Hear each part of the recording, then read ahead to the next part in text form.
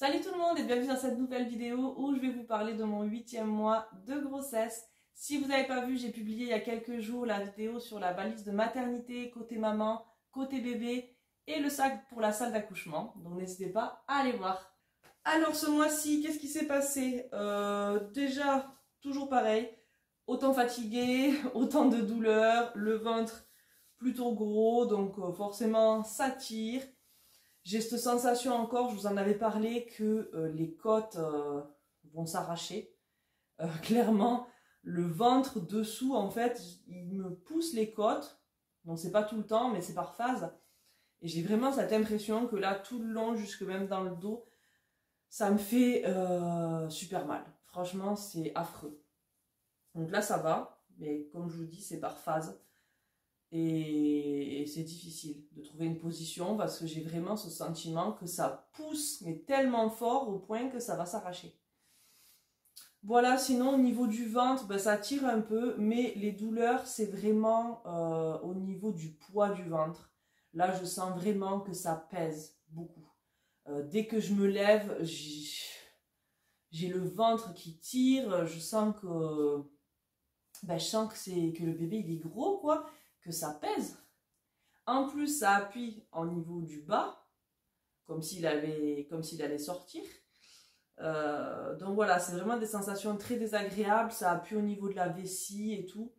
Donc c'est vrai que par moment, quand je marche ou que je vais au magasin, il y a des moments où vraiment c'est tellement désagréable que je me dis je vais pas pouvoir tenir, je vais devoir partir. Je dois partir et m'allonger, quoi, parce que rien que de rester en position debout, je sais pas, c'est à moitié désagréable et à moitié douloureux, c'est difficile à expliquer, mais en tout cas, voilà, par moments, c'est dur à supporter. Concernant les rendez-vous à la maternité, donc j'avais été voir la sage-femme à la fin du 7e mois de grossesse. Je crois que je vous en avais parlé dans la vidéo précédente, du coup. Il n'y avait rien de spécial. Et du coup, ensuite, j'ai eu le rendez-vous fin août avec l'anesthésiste. Donc, j'ai fait le rendez-vous en visio. Rendez-vous qui, finalement, n'a pas apporté grand-chose. Parce que, bon, c'est pas très intéressant. Il pose des questions sur la santé. Voilà. On a parlé de mon premier accouchement, du fait que j'ai eu la péridurale 3 fois, qu'elle n'avait pas bien fonctionné. D'après elle, c'est parce que ça avait été mal posé. D'après son compte rendu, la dernière pause avait fonctionné. Bon, pour ma part, je ne l'ai pas vécu comme ça parce que j'avais quand même l'impression de tout sentir au niveau du haut, alors que c'était censé être quand même endormi pas mal. J'étais pas censée être endormie que en bas, en fait. J'étais censée être aussi soulagée au niveau des contractions. Et bref, bon, ma foi, c'est pas très grave. Pour cette fois-ci, j'espère faire sans la péridurale. Je suis en train de me motiver parce que mon mari ne veut pas d'autres enfants, donc je me dis que c'est la seule occasion, en fait, peut-être que c'est ma dernière grossesse, probablement mon dernier accouchement. Du coup, voilà, je suis en train de me motiver pour me dire, allez, résiste et essaye de le faire sans péri. J'ai vraiment envie de voir ce que ça fait. J'avais déjà envie de le faire pour mon premier, je m'étais beaucoup renseignée, mais avec le stress, j'étais tellement terrifiée que j'ai cédé en fait. Et en soi, je le regrette pas vraiment. Bon, au final, elle n'a pas très bien fonctionné, mais enfin bon, bref. Je regrette pas vraiment, mais je suis quand même curieuse de savoir qu'est-ce que ça fait d'accoucher sans péri. Et par rapport aussi au travail, est-ce que ça va mieux se passer? Est-ce que ça va aller plus vite? Est-ce que je vais mieux me remettre? Enfin, tout ça, normalement, oui. Après, comme c'est un gros bébé, c'est vrai que ça m'effraie un petit peu. Mais voilà, bon. On verra bien comment ça se passe. Je vous en reparlerai quand je ferai le récit de mon accouchement. En tout cas, à l'heure actuelle, j'essaie de me motiver pour aller dans ce sens-là, pour que ce soit le maximum physiologique. Et du coup, par la même occasion, j'espère que du coup, le travail sera plus facile, que ça ira plus vite. Voilà. Parce que du coup, pour mon premier, je suis arrivée à la maternité, j'étais déjà dilatée à 5,5. Et le travail s'est stoppé parce que j'ai pris de suite la péridurale, j'étais allongée. Et au final, j'ai passé toute la journée avec le travail qui n'avançait pas. Donc, j'ai pas du tout envie de revivre ça. Alors si c'est long mais que ça avance, ok, mais là le fait que le travail s'est stoppé et qu'on a attendu toute la journée et qu'il ne se passait rien, c'était vraiment dur, c'était vraiment long.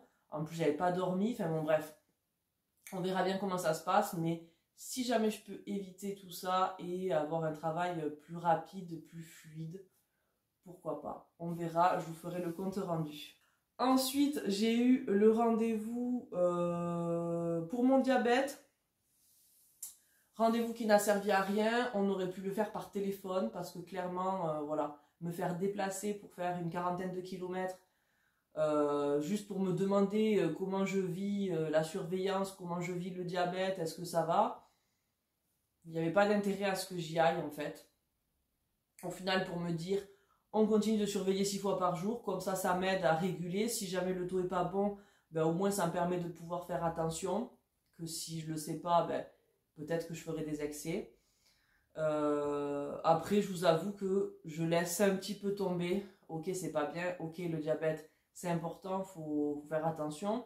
Donc oui, je continue de faire attention dans le sens où je ne fais pas des gros excès. Mais là, franchement, je commence à avoir énormément la dalle. Déjà que j'ai la dalle depuis plusieurs mois, mais là, vraiment, c'est intensifié. Je sens que j'ai très très faim. Donc ça devient très dur, parce que si les repas ne sont pas équilibrés, ce qui est la plupart du temps le cas, je ne mange pas énormément de légumes. Du coup, le problème, voilà, c'est que si, mettons, exemple, on fait un plat de pâtes, moi j'ai très faim, donc je vais manger un gros plat de pâtes.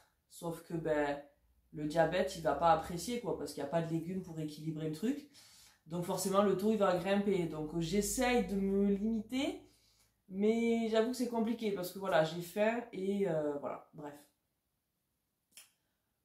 C'est difficile, sauf qu'en plus de ça, le fait qu'à l'échographie du dernier trimestre, là, ben, du coup, je vous en ai parlé normalement dans la dernière vidéo, le bébé va très bien, il faisait 2,26 kg, il me semble, et il n'y avait aucun signe par rapport au diabète, aucun signe qu'il était affecté par mon diabète.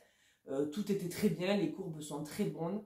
Et du coup, le fait de me dire ben voilà, qu'il n'est pas affecté et que tout va bien, que tout se passe nickel, que mon diabète est plus ou moins stable, ben forcément, j'ai moins le truc de me dire attention Émilie, tu vois.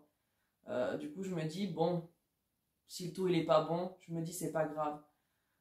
Après, en soi, c'est un peu vrai parce que finalement, comme je vous dis, mes taux sont quand même bons tout le temps. Donc, en soi, si j'ai un taux mauvais par jour, voire deux, si les autres sont bons, en soi, il n'y a pas non plus de gros risques. Elles ont quand même accentué sur le fait qu'il fallait que je continue de faire attention après la grossesse pour ben, voilà, ne pas essayer de reprendre trop de sucre, pour ne pas prendre trop de poids, d'essayer de me remettre au sport, pour pas qu'il y ait vraiment un diabète qui s'installe. Enfin bon, bref. Le discours des médecins, quoi. En soi, je dis pas qu'elles ont tort, hein, évidemment qu'elles ont tout à fait raison, mais bon, je les ai trouvées un petit peu strictes et rabat-joie, entre guillemets, dans le sens où, bon, je suis pas non plus une enfant de 4 ans, quoi. Oui, je le sais. Tout le monde le sait qu'il faut manger équilibré, que ci, que ça. Je les ai trouvés un petit peu, voilà, un petit peu rabat-joie à ce niveau-là, comme si c'était mal de se faire plaisir, quoi. Mais bon, bref. Ensuite, du coup, je suis allée voir la sage-femme à la maternité quelques jours après, donc là aussi, c'est mal foutu, hein, ils auraient pu mettre les 2 rendez-vous le même jour, mais c'est pas grave. Donc, pour mon rendez-vous du 8e mois, du coup, c'était ça, hein. Tac, tac, tac. Oui, en gros, c'était le rendez-vous début 9e mois. Bon, voilà. C'était pour faire le point à mes 8 mois de grossesse, quoi. Donc, le rendez-vous à 8 mois de grossesse, ben, voilà, on a discuté, est-ce que tout va bien et tout. Et elle m'a ausculté. Mon col est fermé, il n'y a pas de signe de début du travail. J'avoue que j'étais un petit peu déçue. J'espérais secrètement que bébé arrive bientôt. Donc on verra, mais en tout cas, voilà, à mon rendez-vous, tout était fermé. D'ailleurs, avant ce rendez-vous, j'ai oublié de vous dire, mais du coup, j'ai fait une échographie de contrôle.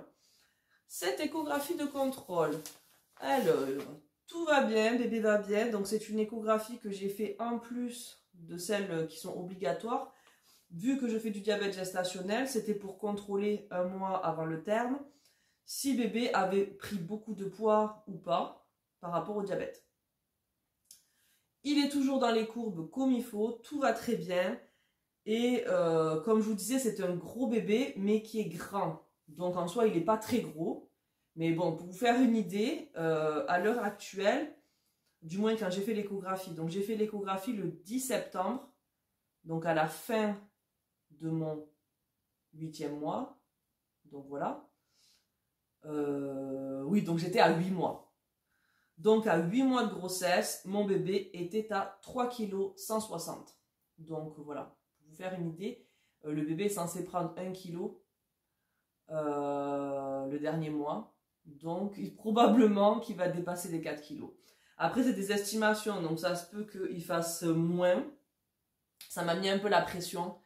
Je me dis, oh là là, s'il fait 4 kg 100 ou 4 kg 200, ça va être un sacré gros bébé. Et est-ce que je vais pouvoir le sortir sans la péridurale? Parce que si j'ai une déchirure ou une épisio, j'ose même pas imaginer. Après ça, l'anesthésiste m'a rassurée sur ce point en me disant que si vraiment je n'avais pas la péri, on pouvait m'anesthésier localement pour...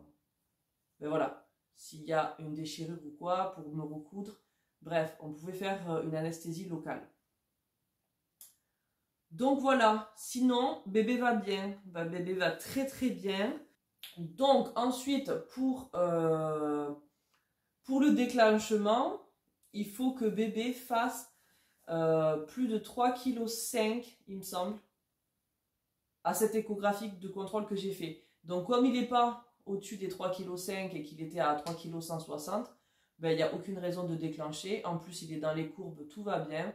Et comme j'ai déjà eu un bébé de presque 4 kg et que tout s'est bien passé, qu'il est sorti par voie basse, ben pour elle, voilà, il n'y a aucune raison de déclencher, il n'y a aucune raison qu'il ne passe pas. Après, si moi, je veux vraiment le déclenchement, je peux le demander, hein, déclenchement de convenance, à partir de 39 semaines d'aménorrhée, de ce que j'ai compris. Je peux en discuter. Elle m'a proposé aussi de l'acupuncture qui déclencherait le travail. Ou elle m'a proposé aussi de faire un décollement des membranes si jamais à 39 semaines d'aménorrhée. Bon, honnêtement, j'ai refusé. J'ai dit que j'allais réfléchir, mais c'est tout réfléchi. J'ai pas du tout envie de provoquer le destin ou de provoquer l'accouchement. Voilà, si bébé ne sort pas maintenant, c'est parce qu'il n'a pas besoin de sortir maintenant. Il a encore besoin d'être à l'intérieur de mon ventre. Il sortira quand ben, ce sera le moment. Donc pour moi, les déclenchements de convenance, c'est pas top. Voilà, tout simplement. Je vois pas pourquoi, égoïstement, je provoquerai l'accouchement. Alors que ben, c'est pas naturel.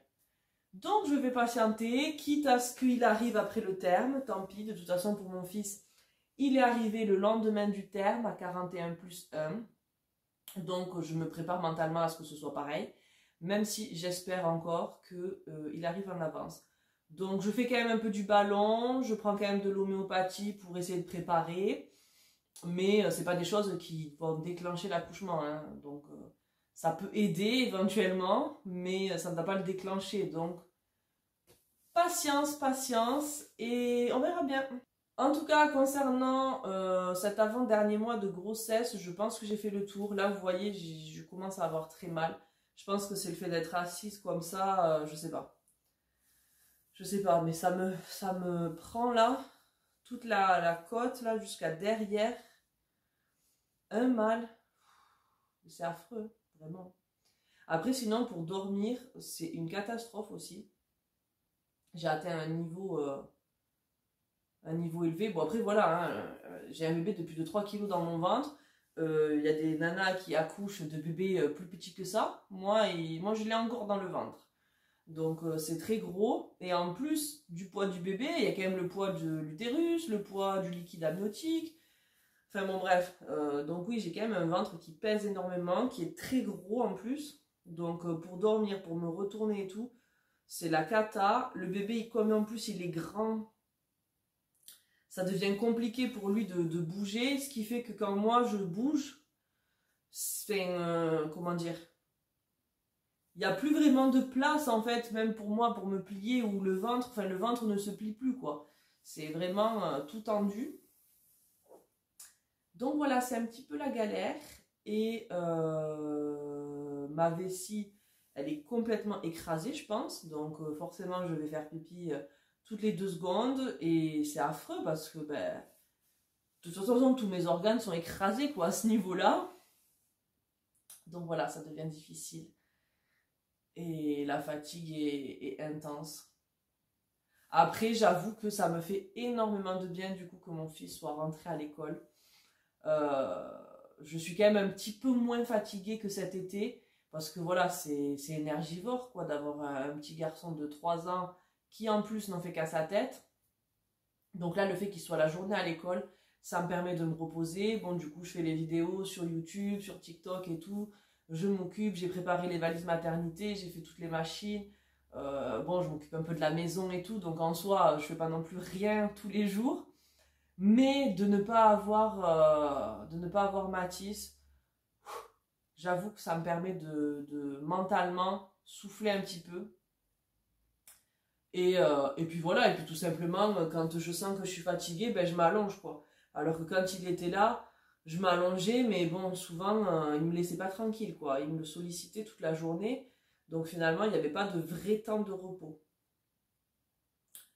Donc voilà, ça me fait quand même du bien de me reposer. Et je me dis, mais c'est vrai qu'en soi, quand tu as plusieurs enfants, c'est hyper difficile la grossesse. Je me rendais pas compte pour Mathis quand j'étais enceinte, du coup j'avais pas d'enfant. Enfin, quelle zénitude. Franchement, ouais, je me rends pas compte à quel point j'avais eu une grossesse tranquille, d'être seule à la maison sans enfant à gérer, quoi. Vous avez du courage, celles qui en ont plusieurs, des enfants. Parce que bon, moi c'est que mon deuxième, hein, mais quand j'en vois certaines qui en ont plein, c'est sûr que c'est sportif à mon avis. Bon, sinon voilà, je vois pas quoi vous dire de plus dans cette vidéo. Je pense que j'ai fait le tour. Du coup, ben, je vous fais des bisous. Je vous dis à très vite dans une prochaine vidéo. Et voilà. À bientôt. Ciao, ciao.